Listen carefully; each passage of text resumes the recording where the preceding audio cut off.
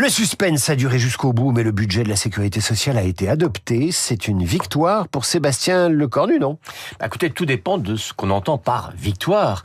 Si l'on se place sur le strict plan de la tactique politique, oui, on ne peut que dire chapeau l'artiste.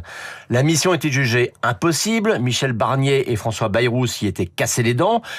Il faut reconnaître que Sébastien Lecornu a réussi l'exploit de faire adopter son texte par une majorité composée de la totalité des socialistes, de la totalité des macronistes et d'un gros tiers des députés LR, sans oublier le renfort toujours utile des élus ultramarins. Le succès est d'autant plus à souligner qu'en se privant du recours à l'article 49.3, le Premier ministre avait pris un très gros risque, le risque à payer. Toujours sur le plan tactique, il y a un second vainqueur de ce vote, c'est Olivier Faure. En obtenant tout ce qu'il voulait du gouvernement, il a remis au centre du jeu un PS marginalisé lors de la dernière présidentielle et il a permis à son parti de s'émanciper de la tutelle des insoumis, même s'il lui a fallu quand même beaucoup de temps pour cela. On peut donc mettre au crédit, Guillaume, du Premier ministre d'avoir permis à la France d'avoir finalement un budget. Alors d'avoir un budget de la sécurité sociale, car après, il y a encore le budget général à faire passer, et ça, Lecornu lui-même n'y croit pas beaucoup.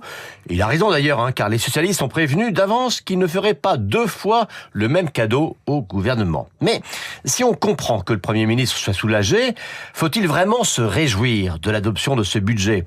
On ne peut quand même pas fermer les yeux sur le coût des concessions faites au PS. Songez que c'est quand même la première fois dans l'histoire que l'on revient en arrière sur une réforme des retraites. Même François Hollande avait entériné la réforme Sarkozy. On a acheté les voix du PS en laissant la facture aux générations futures. Et s'il n'y avait que ça? Car repartons de l'ambition initiale. Il s'agissait de commencer à réduire la dette et les déficits publics. Barnier disait qu'il fallait trouver 60 milliards. Bayrou avait présenté un plan à 45 milliards. C'est bien simple. Toutes les mesures destinées à y parvenir, toutes ont été abandonnées. Le relèvement des franchises médicales, le gel des pensions, l'année blanche.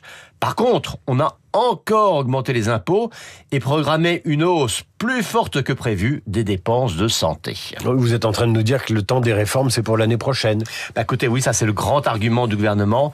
Il fallait bien faire avec les contraintes de cette assemblée sans majorité, mais rassurez-vous, la présidentielle permettra un vrai débat de fond sur les réformes à faire.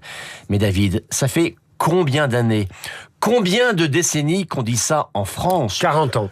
Au moins, on justifie toujours les renoncements immédiats à des petites mesures en jurant qu'on en prendra des plus grandes et des plus difficiles l'année prochaine ou après la prochaine élection. Mais qui peut encore croire à cette fable? Alors oui, sans doute aujourd'hui, il fallait bien trouver un compromis pour sortir de l'impasse, mais le compromis, ça suppose quand même que chacun fasse un pas vers l'autre. Là, ce ne fut pas le cas.